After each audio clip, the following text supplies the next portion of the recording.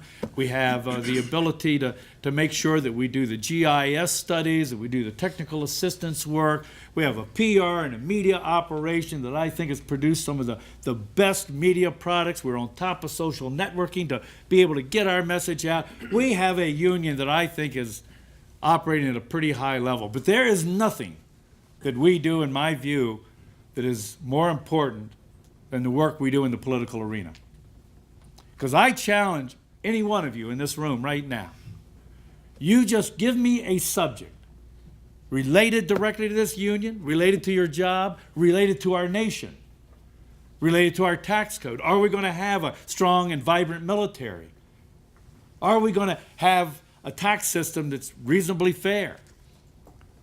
You give me the subject matter, and I will tell you that when you follow that string back, it goes to somebody elected to office or to somebody appointed by somebody elected to office. Everything is determined in the political arena, period, the end. National, state, local. Somebody's in charge, somebody comes out of that political environment and has the power and the authority to affect every aspect of our society and our lives. And our choice has always been two choices. You can stay out of the arena, not play, and you won't be hated. I won't get any of those emails from some of the members that I get. Everybody will be okay. Except we'll have absolutely no say in who gets to have that power, and we got to live with the results. Our members have to live with the outcome. Or we get in the arena and we go into that arena knowing that it's a difficult arena for us to step in, knowing our membership. We have a membership that is this country. We have a membership that is an absolute slice across the political spectrum. We have a lot of Republicans, probably about 46% of our members are Republican, about 41% Democrat. We have a slice in the middle of our members that think it's all a bunch of crap and don't want anything to do with it. We have a membership that is moderate, right? We have a membership of great patriots. I know who our members are. I know who you are. I know our members have strongly held views. I know our members feel deeply about so many of the issues that some would like to create as wedge. Some describe them as social or cultural. Now, I know our membership. And I also know that that's not our responsibility. Our union will never, as long as I'm part of the leadership, ever step into the private part of the political decisions our members have to consider. We're not going to take a position on pro-choice or pro-life. We're not going to take a position on same-sex marriage. We're not going to take a position on prayer in the school. We're not going to take a position on contraception and the freedom of the religious community. Those are core, terribly important issues, but those have to be left to each and every one of you individually and every member. That's got to be dealt with in here. This union is responsible, though, for the economic success and future of our members, the retirement security, the safety, the staffing, all of the economics and finance that our members have to be concerned with. Is their 457 plans going to be owned by government or the employee? All of the issues that involve our business, our profession, our safety, our standards, that's what this union is responsible for. And those are the issues this union uses to make its political judgments. And what we have to do when we a long time ago made the decision we cannot afford to step out of that arena. We have got to step in where it's a mayoral race, whether it's a state legislative race, a state senate, a U.S. Congress, U.S. senator, or president of the United States. We cannot afford to be out of the arena. But we've got to make sure that we're true to our principles.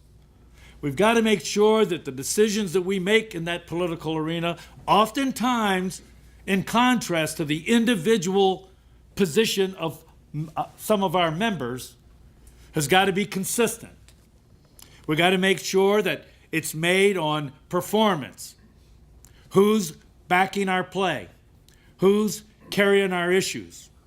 Who's helping to promote our members' future?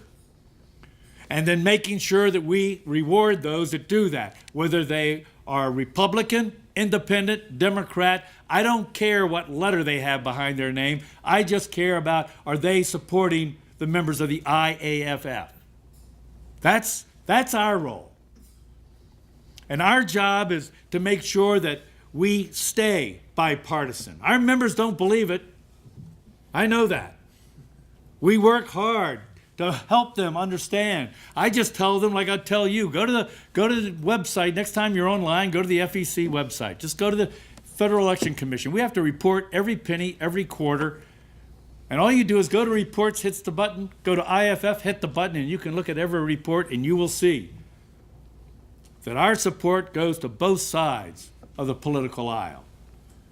Or, as we did not quite a year ago, when we believe that those that allege to be our friends, those that allege that they want to step up with us, those that say that they're concerned about the fights that we're facing and the rights that are being denied, those that have the ability to have a voice and to have a place in the public square to use their bully pulpit on behalf of us are silent, then we say, you know what? No. We're turning the spigot off, and that's what we did last April. We turned the spigot off, and not a single penny went to a single candidate, a single PAC, a leadership PAC, or a party PAC until they started to step up and step out on behalf of this IAFF and our members.